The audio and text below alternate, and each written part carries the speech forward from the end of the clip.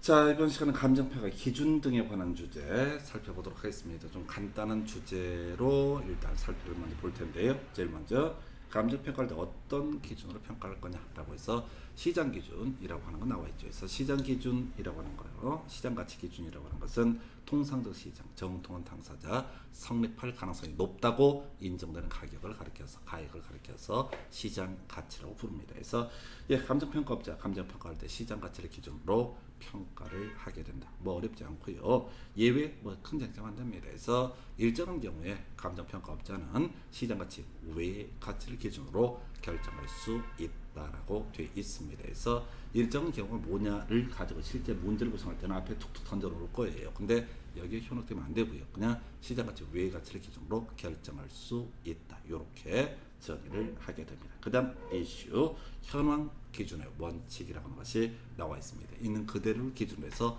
평가가 이루어진다라고 해서 여기서는 이제 용어에 관한 것이 출제 쟁점이 되게 됩니다. 그래서 당연히 감정 평가를 할 때는 그 대상 물건 그대로 그 상태를 기준으로 평가한다. 그래서 그 대상 물건 토지가 됐든 주택이 됐든 항상 거기는 용도 지역과 같은 공법상 제한이라는 것이 들어가게 되죠. 그래서 만약에 준주거적이다 그럼 준주거적을 기준으로 평가를 해야 될 것이다 라고 하는 거지. 공법상 제한은 있는 그대로 전제로 평가를 한다 이렇게 봐야겠고요.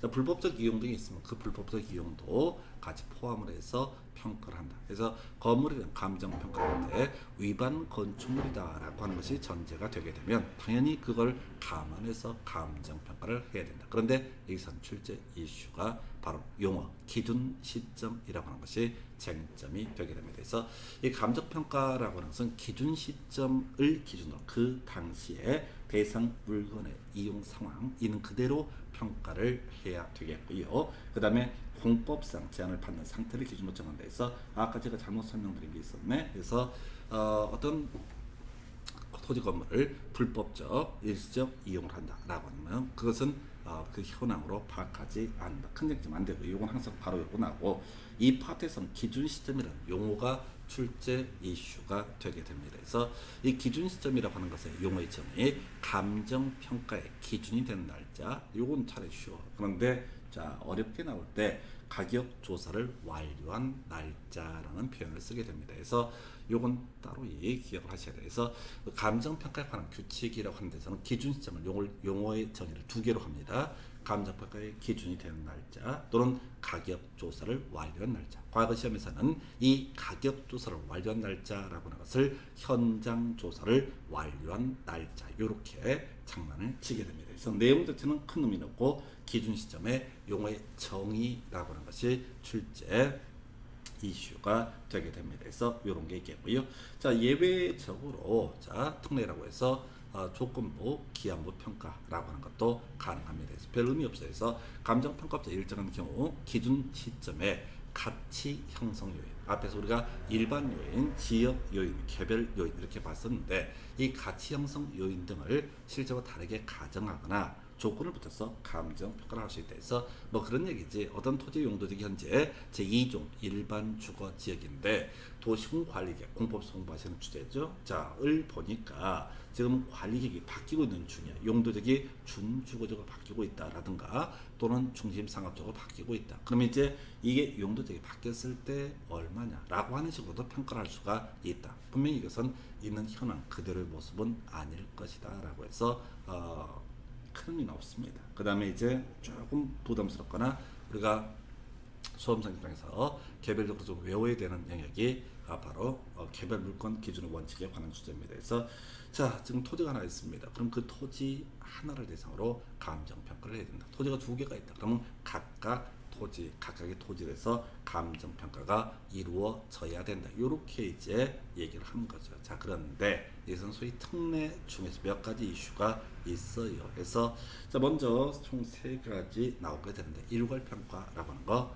둘 이상의 대상 물건이 일체로 거래되거나 대상 물건 상호간의 용도상 불가분의 관계가 있는 경우에 일괄해서 감정 평가할 수 있다. 자, 우리가 이제 일괄 평가에서 가장 대표적인 케이스가 집합 건물이라는 개념이 되게 됩니다. 아파트 같은 것을 얘기하죠. 해서 토지 따로 건물 따로 평가하는 것이 아니란 얘기죠. 이때는 토지 건물 묶어서 집합 건물로 평가를 한다. 우리 앞에서 공동주택 가격 뭐 이런 거 썼잖아요. 공동주택 가격이라고 하면 국토부장관이 실무적으로 이제 감정평가업자가 담당을 하는데 전국의 모든 공동주택의 가격을 결정합니다. 근데 그 주택이라고 하는 것의 개념 자체는 바로 토지 플러스 건물이라는 개념이 내재가 되죠. 묶어서 평가하는 거, 이걸 일괄평가. 그 다음에 산림이라고 하는 것이 있을 돼요. 산림. 해서 땅 위에 나무 심어져 있는 거, 이걸 산림이라고 부르는데, 그걸 분석하면 산지, 산에 해당하는 토지와 그 다음에 임무, 나무 두 개를 일괄해서 평가한다. 이런 게 고려산 비교법 할 때 논의 쟁점이 됐던 바가 있습니다. 그래서 뭐 자세히 볼 거 없고요. 일괄해서 평가할 수 있다. 뭐 여기까지 어렵지가 않아. 자, 이제 우리가 수험생 입장에서 겁나 짜증나는 파트, 구분평가라고 하는 것과 부분평가라고 하는 것의 정의를 봐야 됩니다. 그래서 어떤 토지가 있습니다. 그러면 우리가 개별 물건 기준의 원칙이라고 해서 이 하나의 토지 전부에 대해서 감정평가가 이루어져야 됩니다. 그런데 자, 이게 경우에 따라 구분평가라고 하는 것을 할 수도 있고 부분평가라고 하는 것을 할 수도 있다. 해서 예를 한번 들어볼까요? 어떤 토지가 있습니다. 자, 그러면 이 토지를 감정평가할 때 전체를 묶어서 감정평가가 이루어져야 될 텐데, 문제는 이 하나의 토지가 용도지역이 이 비싼 땅인 상업지역이라고 하는 것이 있겠고요. 그 다음에 준주거지역으로 어떻게 하다 보니까 하나의 토지가 둘 이상의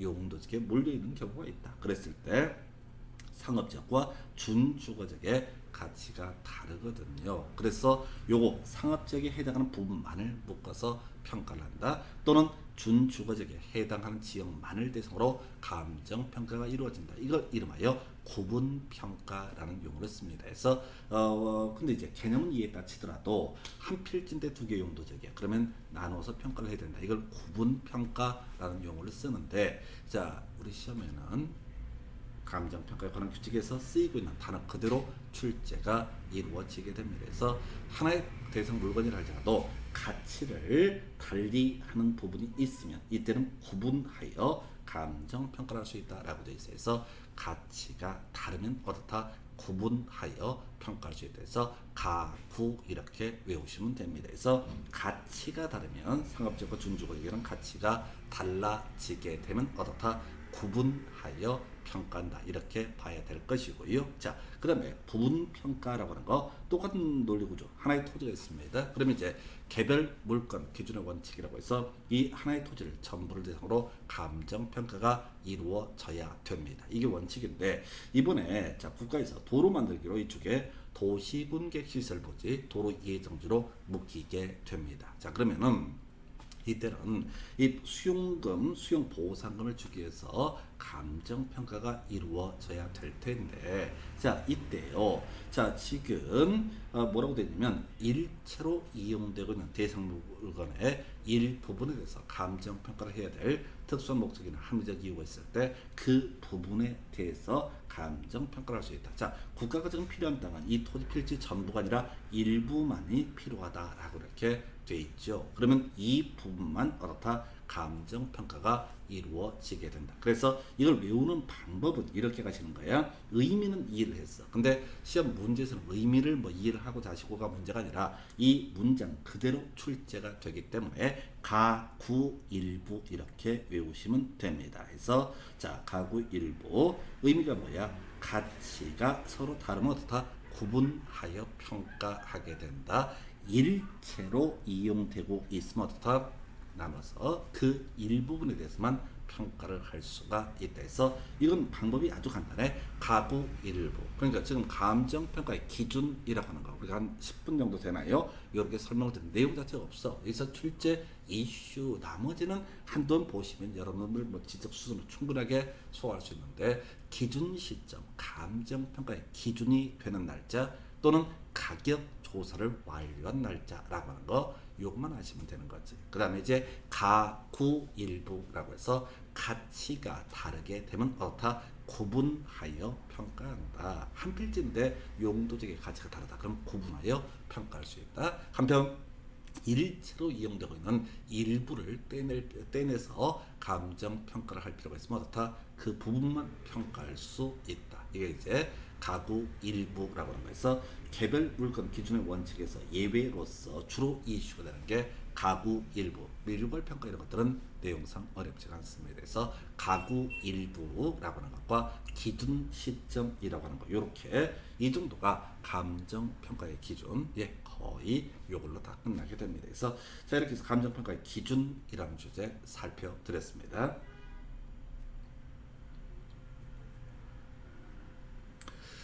자, 계속해서 검토 드릴 주제 감정평가의 기준 등 관련해서 감정평가 3방식이라고 하는 거, 아마도 이 그림 여기서 보시는 용어들 하나하나가 다 어려워요.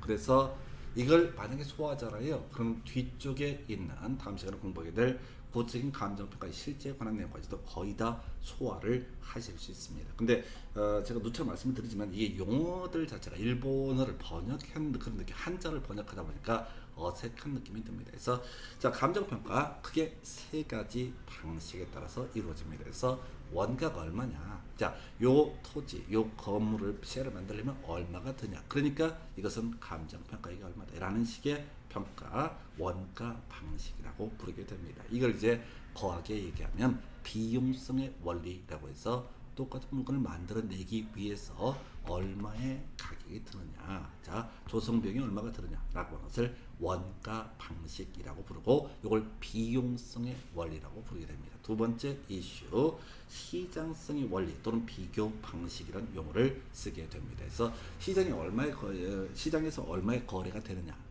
또 요걸 기준으로 해서 감정 평가를 하게 되면 이걸 이름하여 비교 방식이라고 부르게 됩니다. 그 다음에 이제 수익 방식에서 수익성의 원리라는 용어를 쓰게 되는데, 여기서 얼마의 이익이 발생하게 되느냐를 기준으로 감정 평가가 이루어지게 된다라고 하는 거, 이걸 수익 방식, 수익성의 원리 이렇게 가게 됩니다. 그래서 실질적으로는 총 7가지 가액과 임료라고 하는 것 해서 총 7가지를 봐야 되는데, 요거는 이제 오늘 지금 공부하시는 주제가 다음 시간에 공부하게 될 내용의 예습 정도의 개념으로 해석을 하시면 됩니다. 그래서 자, 그래서 힘 닿는 데까지 외울 수 있는 데까지 한번 외워보는 방식으로 진행을 할 겁니다. 그래서 먼저 원가 방식이라고 하는 거, 비용성의 원리라고 이렇게 선언을 합니다. 그래서 이 단어 하나하나를 가지고 연결해서 문제 구성했던 적도 있게 됩니다. 그래서 제일 먼저 이슈 선언하는 게,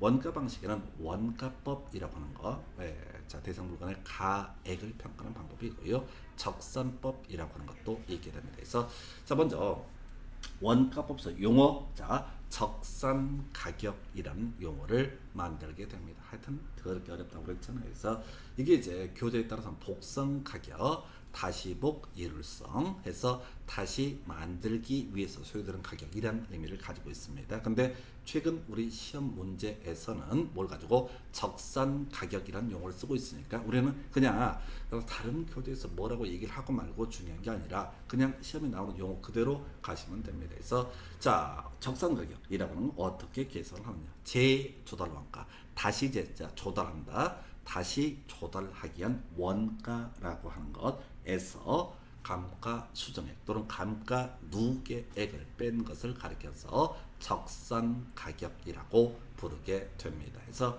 용어요, 적산 가격, 의미가 이해 안 돼도 상관없습니다. 어차피 다시 다 공부할 주제니까. 적산 가격은 자, 재조달 원가에서 감가 수정액 또는 감가 누계액을 빼는 방식으로 해서 대상 물건의 감정평가액을 구하는 방식입니다. 자, 이게 이제 대표적인 건물이라고 하는 것이 대표적인 케이스가 될 텐데, 이게 건물 하나가 있습니다. 자, 그래서 이 건물의 감정평가액을 알고 싶어요 라고 한다면, 이때는 이 건물 똑같은 기능을, 효능을 가지는 자, 이 건물의 재조달 원가, 건물을 똑같이 지금 만들기 위해 소요되는 원가. 자, 근데 이 건물이 10년 지났거든 이라고 한번 전제해 볼게요. 완공된 지 10년 지난 건물의 가격을 알고 싶어요. 이때 원가법을 적용함이 원칙이고, 그때는 이제 이 부동산의 건물의 가격이 얼마냐라고 하는 것을 적산 가격이라는 용어를 쓴다. 그래서 적산 가격을 계산해 내는 방식 공식은요, 제조달 원가, 지금 10년 지난 시점에서 이게 얼마 정도 비용이 들어가야지 이런 건물을 뽑아낼 수가 있느냐. 만약에 예를 들어서 10억쯤 든다라고 한번 해볼게요. 자, 그리고 나서 물론 제주도 원가를 구하는 방식은 따로 공부를 하십니다. 그래서 일단은 10억쯤 똑같은 건물을 만들려면 10억이 든다라고 전제를 해보고요. 근데 이 건물이 10년쯤 지났잖아. 지금 10억 들으면 새 건물이 돼버리잖아. 그래서 10년 동안 이게 깎이는 금액이 있겠죠. 건물이 노후화되면서 깎이는 금액. 그래서 계산해 보니까 이걸 감가액 또는 이제 감가 누계액이라는 용어를 씁니다. 그래서 1년 동안 깎인 부분, 더 2년 동안 깎인 부분, 3년 동안 깎인 부분, 가격의 감소 요인을 고려해서 감가액을 다 합친 것을 우리는 뭐라고 한다? 감가 누계액이라는 용어를 씁니다. 다만 우리 감정평가에 관한 규칙에서는 감가 수정액이라는 용어를 쓰기도 합니다. 계산 문제 볼 때는 이제 감가 누계액으로 보면 될 테고, 그다음에 감정평가에 관한 규칙이라는 걸 그대로 시험 문제 구성하면 감가 수정액이라는 표현을 씁니다. 그래서 감가 누계액이라고 하는 것을 빼게 되면, 그래서 이게 10년 동안 가치가 3억이 감소가 됐다라고 전제를 한번 해볼게요. 그러면 이 건물의 가격은 제주도 원가 10억이었었고요. 3년 동안에 가치 감소한 부분 3억에서 10억에서 3억 빼게 되면 7억이라는 물건이 이 건물의 가격이 된다. 이런 논리 구조에서 제일 어려운 게 아마 적산 가격이란 용어, 제조달 원가, 감가 누계, 감가 수정액이라는 개념이 됩니다. 그래서 우리가 뭐 감정평가 실무적으로 뭘 하고 하는 것들은 그저 그 어려운 쉬운지는 감정평가를 안 해봐서 모르겠고, 우리가 시험 준비할 때는 간단한 주제입니다. 근데 이 파트가 되게 어려우더라고요. 용어 때문에 힘들어합니다. 그래서 원가 방식, 비용성의 원리에 따라서 이 만들려면 얼마 들어가냐는 방식에 따라서 대상 물건의 가액 또는 가격을 감정 평가하는 것을 원가법이라고 부르게 됩니다. 그런데 어떤 부동산에 임대료가 얼마냐라고 하는 거, 요걸 이제 계산하는 방식을 적산법이라는 용어를 쓰게 됩니다. 그리고요, 바로 비용 얼마 들어가냐라고 하는 것을 기준으로 해서 계산해낸 임료라고 하는 것을 적산임료라고 부릅니다. 그래서 어떤 건물 등에 대해서 이거 임대료 얼마만큼의 가치가 있느냐라고 건물을 사신 분이 물어봤습니다. 그랬을 때, 이때 감정평가업자가 이 공간에 월 임대료는 얼마쯤 받을 수 있습니다 라고 얘기를 해줘요. 근데 이 사람이 얘기를 하기를 뭐라고 얘기하냐면, 이것을 만들기 위해서 소요된 비용 등을 고려해서 임료를 계산하면 이것을 우리는 뭐라고 한다? 적산임료라는 용어를 쓰게 됩니다. 적산임료는 계산해내는 공식이 기초가액 곱하기 기대율 플러스 필요재 경비라고 이렇게 되어 있어요. 그래서 이제 대가리 따서 기기필 끝 해서 더 이상 따져 물을 필요가 없습니다. 시험에 안 나오니까. 그래서 시험에 이슈가 안 돼요. 그냥 기기필만 외우면은 문제를 풀 수 있게 구성을 해요. 우리가 할 게 너무 많아요. 적산 가격이라는 단어 하나만 해도 더럽게 어렵습니다. 그런 거 어려운 거 자주 나오는 것들을 잘해야 돼. 그래서 적산임료, 바로 비용성의 원리에 따라서 임대를 평가하는 감정평가 방식을 의미합니다. 그래서 이게 3방식이라고 되어 있는데, 결국은 이제 어떤 식이냐면 가격과 임대료를 계산하는 방식, 이런 식으로 가는 거예요. 그럼 3 곱하기 2하면 6개가 될 것 같은데 지금 하나 추가가 돼서 공시지가 기준법이라는 개념이 이슈가 되게 됩니다. 그래서 어찌됐든 적산 가격은요, 제조달 원가 마이너스 감가 누계, 이렇게 해서 나온 건물의 가격을 가리켜서 적산 가격. 건물 등에 있어서 임대료가 어떻게 산정하는 게 좋을까요? 했을 때 감정평가업자가 알아서 알려줄 겁니다. 근데 그 과정은 기기필이라는 과정을 거치게 된다. 이렇게 뼈를 잡아요. 그 다음에 이제 비교 방식, 시장성의 원리라고 하는 거. 시장에서 얼마의 거래가 되느냐, 시장에서 임대료가 얼마냐를 기준으로 해서 바로 대상 물건의 가액 또는 임대료라고 하는 것을 계산해 내는 방식, 이걸 이제 비교 방식 시장성의 원리라고 이렇게 얘기를 합니다. 그래서 먼저 용어 한번 볼까요? 거래 사례 비교법이라고 하는 것이 나오게 됩니다. 거래 사례 비교법. 자, 그래서 이 거래 사례 비교법이라고 하는 것이 나오게 될 텐데, 지금 이제 거래 사례를 기준으로 해서 대상 물건의 가액을 감정 평가하는 방식, 이걸 우리가 거래 사례 비교법이라고 부르게 됩니다. 자, 그래서 대상 물건의 가격, 이걸 이제 앞에서 원가 방식에 따라서 대상 물건의 가액을 평가하게 되면 적산 가격이라는 용어를 썼었고요.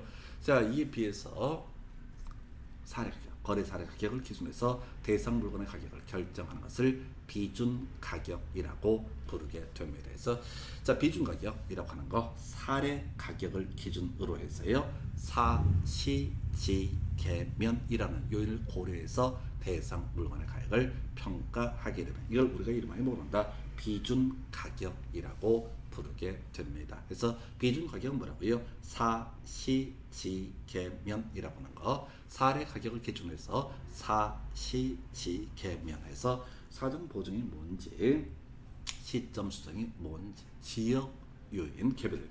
우리 지역 요인 개별 요인 보게 되면 요거는 이제 저거죠. 지역 요인 개별 요인 관련해서는 감정 평가 과자 뭐죠? 가치 형성 요인 중에 지역 요인 개별 요인이 있었고요. 변동성의 원칙에 따라서 시점 수정이라는 개념이 나왔습니다. 사례 가격은 거래 사례 가격을 의미하게 됩니다. 그리고 사전 보증은 공부 안 하셨고요. 자, 그 밖에 뭐 면적 요인은 뭐 따로 얘기할 필요가 없죠. 그래서 일단은 비중 가격이라는 용어를 좀 기억을 해야 돼. 비중 가격.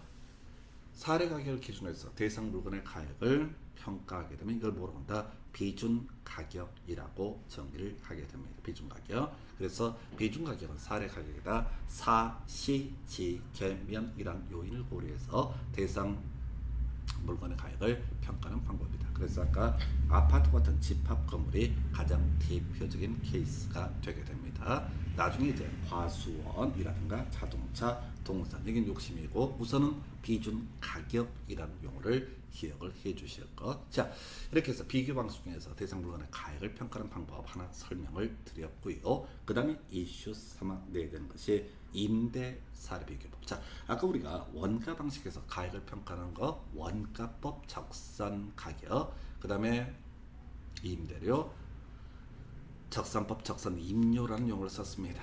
자, 그 다음에 이제 비교 방식에서 임대 사례 비교법이라고 하는 것이 하나의 이슈가 되게 됩니다. 그래서 자, 임대 사례 비교법이라고 해서 먼저 비준 임료라는 용어를 쓰게 되죠. 그래서 적산 가격 적산 임료, 비준 가격 비준 임료라고 하는 거. 이 비준 임료는요, 사례 임료를 기초로 해서 사시지계면이라고 하는 거, 이렇게 해석을 합니다. 자, 요 거의 안 나와요.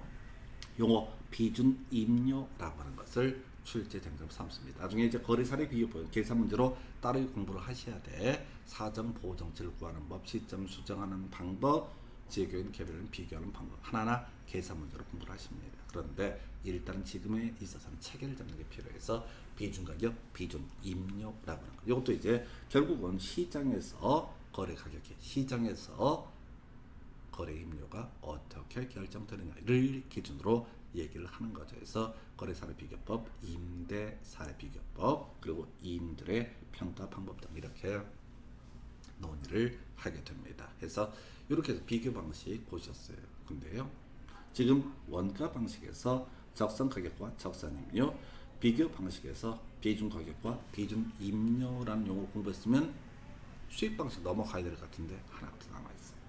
바로 공시지가 기준법.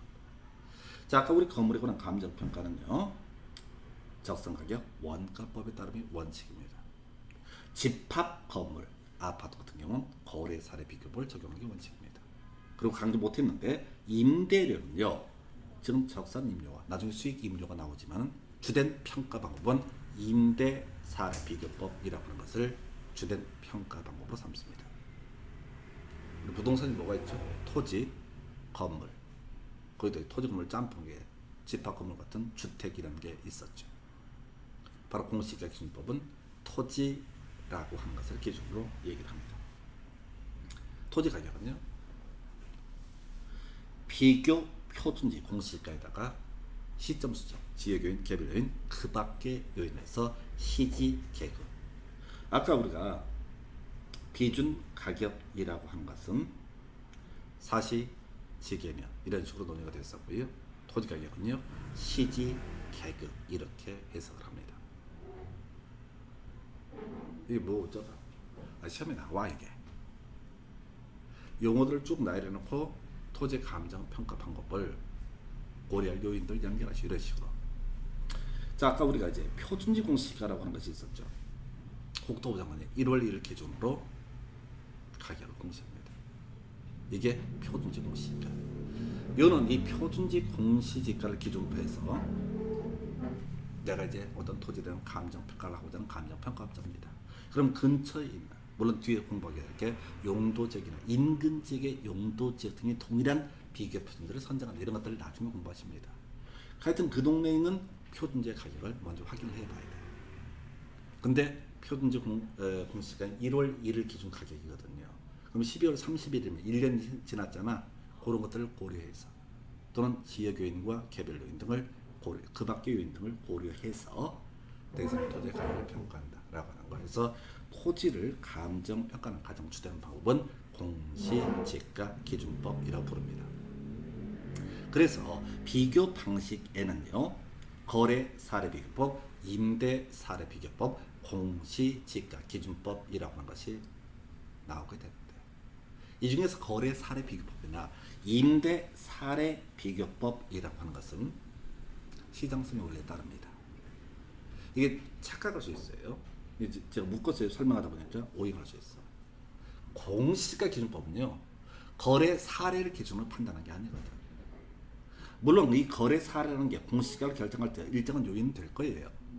온 동네 가격이 급등하는데 공시지가는 낮을 리는 없을 테니까. 그러나 우리 시험용어 접근에 갔을 때 시장성의 원리에 따르는 것은 뭐가 있다? 거래 사례 비교법과 임대 사례 비교법. 비교 방식에는 뭐가 있다?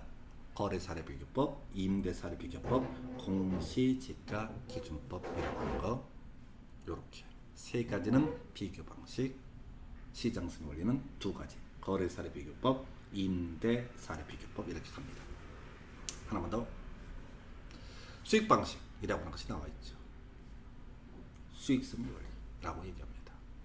비용성의 원리, 시장성의 원리, 수익성의 원리. 용어 하나하나가 꼼꼼하셔야 돼요. 그래서 감정평가액을 결정함에 있어서 수익이 얼마나 발생하느냐를 기준으로 해서 감정평가를 하게 된다. 그걸 우리가 수익 방식이라고 부릅니다. 다시 가볼까요? 적산 가격, 적산 임료. 비준 가격, 비준 임료. 그러면 가격은 뭐가 되겠어? 수익 가격, 수익 임료 이렇게 가게 되는 거예요. 우리가 투자론 등을 공부하는 데 있어서 장래 발생할 수익이라고 하는 거, 현재 값으로 치환하는 것, 계산하는 것을 환원한다 이런 식으로 설명을 드린 바 같습니다. 또는 할인한다 라고 하는 거. 3년 후 1억이라고 하는 것이 현재 얼마의 가치를 가느냐. 환원, 할인. 3년 후 1억이 현재 얼마의 가치가 가느냐. 1수분의 현재 가치 계수 1 플러스 Rn승분의 1 이런 걸 활용한다고 그랬어요. 기억이 나면 똘똘한 거고 아니면 한 번 더 들으면 되고. 그래서 장래 발생할 수익을 기준으로 해서 현재 부동산 가치를 평가하는 방식을 수익가격, 수익환원법이라고 부르게 됩니다. 수익가격을 계산하는 방식은 너무 많아. 그래서 우리 공인중개사 수험서 보면 이 수익방식 파트에서 교재로 한 5페이지 나와. 그걸 또 쳐 외워요. 시험에 나오지도 않는데. 그래서 직접 보면 시험에 나옵니다. 제가 20년 동안 한 번도 안 나와서 다 나머지 부분은. 그럼 그걸 공부하는 사람들이 제가 보기에는 정신병자들이에요. 이것도 힘들어 죽겠구만. 자, 그래서 수익가격 직접 보면 뭐 큰 쟁점 안 돼요. 자, 이건요 수능 없어도 앞으로 발생할 수입이 있죠. 을 환원율, 환원 이율로 나누게 되면은 이것이 바로 뭐가 된다? 수익 가격이 된다. 우리가 투자론 공부할 때 지금 예금을 하게 되면 1년 얼마의 가치를 갖느냐, 이걸 이자율이라고 부르게 됩니다. 한편 1년 후 1억이라는 게 현재 얼마의 가치를 갖는지 계산해내는 것이 일시불의 현재 가치 계수를 활용한다고 그랬었는데, 그걸 달리편은 뭐가 된다? 환원이율.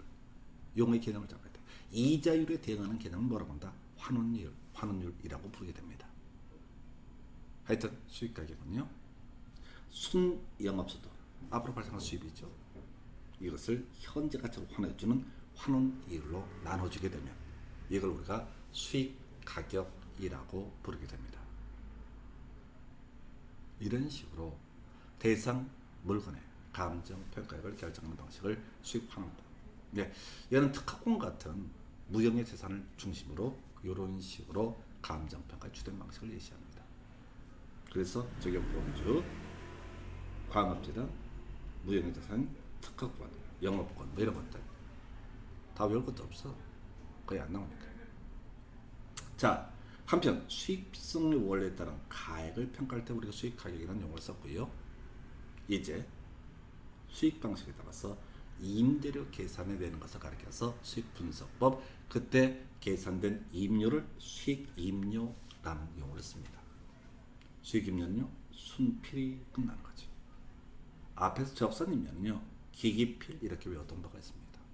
이 두 개는 중요치가 않아요. 왜? 임대료의 주된 평가 방법이라고 하는 것은 뭘 중심으로? 비준 임료라고 하는 것을 중심으로 결정하기 때문에. 그럼 적산임료와 수익임료 어디다 써먹는 거냐? 보조 지표입니다. 요 좀 이따 다시 설명을 드릴 거예요. 해서 감정평가 방식, 이거 너무 처음 공부하실 때 힘드실 거예요. 왜? 적산 가격, 적산 임료, 비준 가격, 비준 임료, 수익 가격, 수익 임료, 이런 용어도 겁나 힘들어. 한편 적산 가격을 계산해내는 감정평가 방식을 원가법, 적산 임료를 계산해내는 감정평가 방식을 적산법, 그 다음에 비준 가격을 계산해내는 그 방식을 가리켜서 거래 사례 비교법, 비준 임료를 계산해내는 방식을 임대 사례 비교법, 수익 가격을 계산해내는 방식을 수익 환원법, 수익성의 원리에 따라 임료를 계산해내는 방식을 수익 분석법이라고 이렇게 하는 거죠. 그래서 나중에 공부하시다 보면 별것도 아닌데 수익 환원법과 수익 분석법이 더럽게 헷갈려. 순영업소득을 달리 얘기하면 뭐야? 수익이잖아. 이걸 환원이율로 나눈 거, 이게 수익 가격이고 이게 수익 환원법이다, 이렇게 갑니다. 어차피 임료는요, 상대적으로 중요하고 많이 떨어져요. 왜? 묶어서 각각 계산 문제 뽑아내기 시작하면, 이렇게 공식 문제 뽑아내기 시작하면 많이 못 내요. 그래서 전체기를 물어봐. 그래서 다시 갑시다. 감정평가 상방식, 원가 방식, 비교 방식, 수익 방식 등으로 대비를 볼 수 있다. 원가 방식은 비용성의 원리에 따를 것이고, 이때 대상 물건의 가액, 특히 건물 등의 감정평가액을 계산해내는 방식, 적산 가격. 적산 가격은요, 제도적으로 원가에서 감가 수정액 또는 감가 누계액을 뺀 것을 낸다. 이에 비해서 적산 임료라고 하는 거, 기기필 이렇게 갑니다. 그래서 기초가액이나 기대율 곱해서 필요 재경을 더하는 것, 이걸 우리가 적산 임료라고 부릅니다. 한편 거래 사례 비교법이라고 하는 거, 비준 가격이라는 개념을 만들어냈죠. 사례 가격이다 사시지계면 집합건물 등에 있어서 주된 평가 방법이 되게 됩니다. 임대 사례 비교법, 임대의 주된 평가 방법은 임대 사례 비교, 비준 임료, 사례임료다 사시지계면. 그래서 적산임료나 수익임료는 보조 지표에 불과하다. 그 다음에 이제 공시지가 기준법은 비교 방식에서 나왔던 개념이죠. 그래서 비교 표준지 공시지가에다 시지 개그라는 요소를 계산해서 대상 토지 가격을 결정한다. 조금 이따 살부터 설명드릴 겁니다. 수익 방식, 수익 환원법, 수익 가격, 순 영업소득 나누기 환원 이율, 수익 분석법, 순필이, 이렇게 가시면 이게 감정평가 3방식 총 7개의 개념을 설명을 드렸습니다. 제일 어렵죠. 그래서 오늘 안 됩니다. 한 번에. 요 정도가 감정평가 3방식에 관한 주제. 자, 요걸 기준으로 해서 잠시 걸었다가 실질적으로 감정평가 어떻게 이루어지는지에 대해서 간단하게